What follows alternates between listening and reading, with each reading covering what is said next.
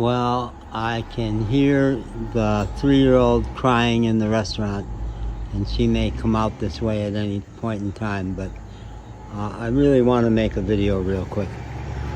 It's about 8 o'clock here. Big trucks roll all hours of the day and night here. I had my little tantrum this morning, 2 videos describing how important it was for me to get out of this town. I just gotta go. And then I had a really happy day. Was that predicated on Miguel getting my money to me and me going to the mechanic and feeling confident that we got the ball rolling and we would get me out of here? Or was it just that I got happy? I have for the last 4 years been unreasonably happy. Happy without any reason, just happy. Almost every day. I can think of only like 1 or 2 days in 4 years where I lapsed on that. So I've been really happy today. It's been a very sweet day, very productive.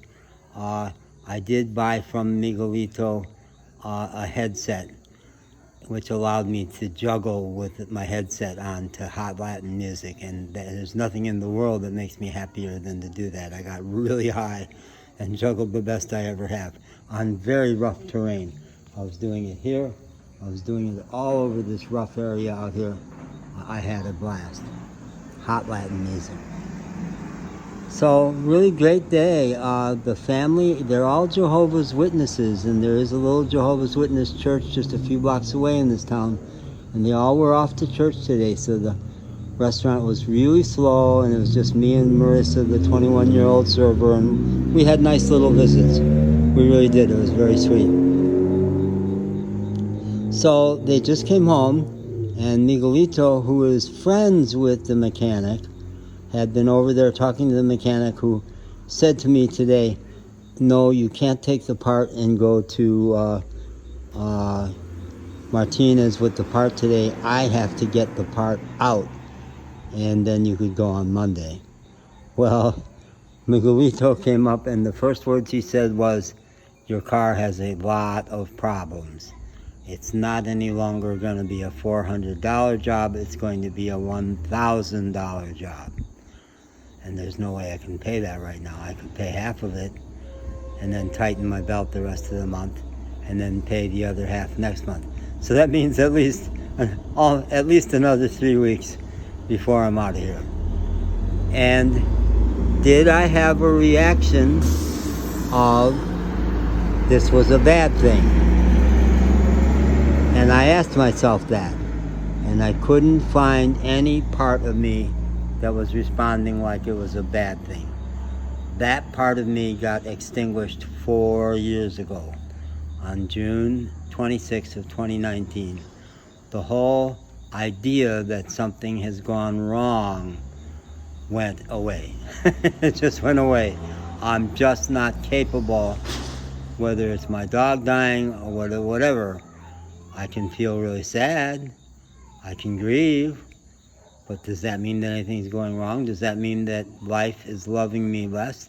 Does that mean that all of a sudden my belief of being held in loving hands, that life is taking care of me and guiding me, does that mean that suddenly it's not true? No. It's just as true now as it was a half hour ago. And I obviously am meant to be around here for at least another 3 weeks. God only knows why. I will have money to take taxis to the beach, so I can get to the beach, which is just about 20 minutes away from here. So I do need to get out of this town some of the time. I will go to Martinez, take the bus to Martinez, bigger town, just to do it. And here's Mufafa. They tell me this little dog is named Mufafa, and I said, that sounds like an African name, and I started to do an African chant. But he's such a sweetie. And I'm sharing all my food with him these days. And he likes to be petted too, which I think he doesn't. Street dogs don't get much of that. They mostly have given up on it. And I recently had a foray into trying to rehab a street dog and make him a domesticated family dog, and it did not work finally.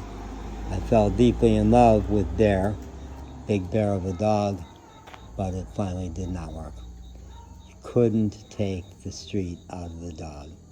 So whenever I give love to a street dog in this town, especially this guy, because he's the one who hangs out most at the restaurant, even though they routinely shoo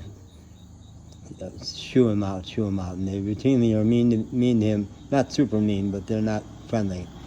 And then they ignore him and just let him be around. But now he's under my table every time I show up on my table. There he is waiting for me.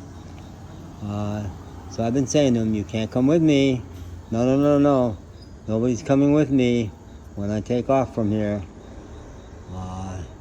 And I'm liking being alone. Do I miss having dogs? Of course. 8 years, I always had a dog at my side. Always. Do I miss that? Sure. Do I many times a day look around for where's my dog to make sure my dog comes with me? Sure. But I'm happy. I just keep getting happier. Over months, I just keep getting happier. And I recognize that at this point in my life, I do need to be taking buses. I do need to be taking cabs. I do, whenever I get settled somewhere, which may be within 2 or 3 or 4 months, I'm going to be doing coaching. And I need to have a lot of flexibility to just not have to fuss with what's going to happen with the dog. So I recognize that it's right.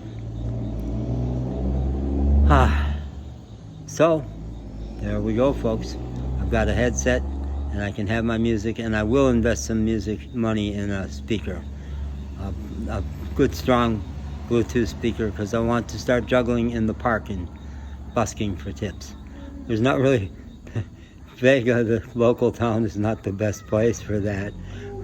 Mexico City will be better. The Yucatan Peninsula will be better. I bet San Miguel de Allende will be good for that. I keep saying that Asheville, North Carolina, which I left behind 2 years ago, was the best busking place in the country. And I have put down a sign in Asheville saying, "We'll dance for beer." And it never took me longer than 20 minutes to get a beer. So maybe I'll do that.